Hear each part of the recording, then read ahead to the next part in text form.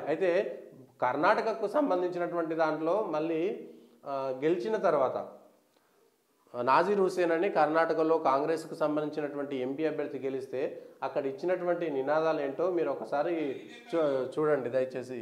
దానికి సంబంధించినటువంటి దాంట్లో ఎక్కడుంది,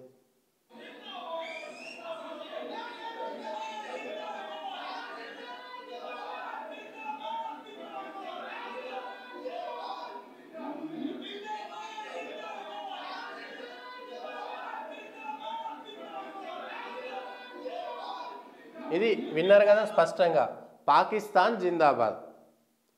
కర్ణాటకలో కాంగ్రెస్ ఎంపీ అభ్యర్థి గెలిస్తే వచ్చినటువంటి స్లోగను, వచ్చినటువంటి నినాదము పాకిస్తాన్ జిందాబాద్. మేము ఇవ్వలేదు, అది నాజీర్ హుసేన్ జిందాబాద్ అని అనేటువంటి మాట మాట్లాడండి అని తప్పించుకునేటువంటి ప్రయత్నం చేస్తుంటే అక్కడ కెమెరాలో స్పష్టంగా రికార్డ్ అయింది.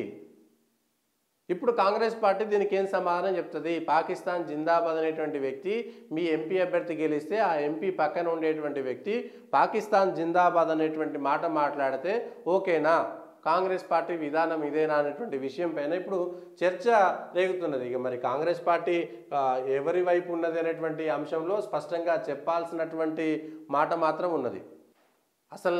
అసలైతే ఎవడైతే భారతదేశంలో ఉండి పాకిస్తాన్ జిందాబాద్ అంటాడో కాల్చిపారాయాలి అక్కడనే.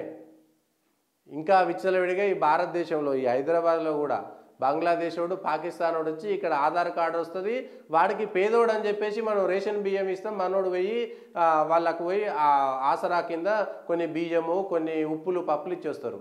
ధర్మసత్రమా భారతదేశం ఏమన్నా? అసలు పాకిస్తాన్ జిందాబాద్, ఈ భారతదేశంలో ఉండి దేశం మీద ప్రేమ లేనోడు వాడు ఈ దేశంలో ఉండాల్సినటువంటి అవసరం లేదు. ఎవడైతే పాకిస్తాన్ జిందాబాద్ అంటాడో పాకిస్తాన్కి వెళ్ళిపోండి రవే, మీరు ఈ దేశంలో ఉండుడెందుకు?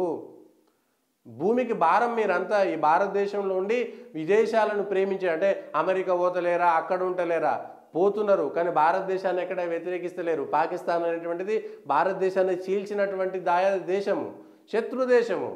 శత్రుదేశాన్ని ప్రేమించేవాడు ఈ దేశంలో ఉండడం అవసరమా? ఇది కాంగ్రెస్కు సంబంధించినటువంటి అంశంలో మొదటి నుంచి కూడా వస్తున్నటువంటి వివాదం ఇదే.